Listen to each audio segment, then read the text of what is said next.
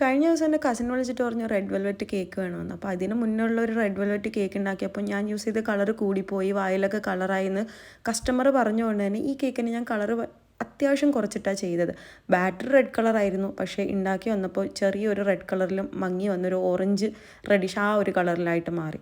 അപ്പോൾ customer അനിയത്തിയായാലും customer തന്നെയാണ്. പുള്ളിക്കാരി വിളിച്ച് പറഞ്ഞു റെഡ് വെൽവെറ്റ് അല്ലേ പറഞ്ഞത്, ഇത് റെഡ് വെൽവെറ്റ് ആണോ അങ്ങനെ ചോദിച്ചു. കാരണം കളറിൻ്റെ കാരണം കൊണ്ടാണ് ചോദിച്ചത്, എനിക്ക് മനസ്സിലായി. അപ്പോൾ ഞാൻ പുള്ളിക്കാരിനോട് കാര്യം പറഞ്ഞു, കളർ കൂടുതലായതുകൊണ്ടാണ് അങ്ങനെ ചെയ്തതെന്ന്. പിന്നെ പറഞ്ഞു ക്രീം ഭയങ്കര ലൂസായിരിക്കുന്നു എന്ന്.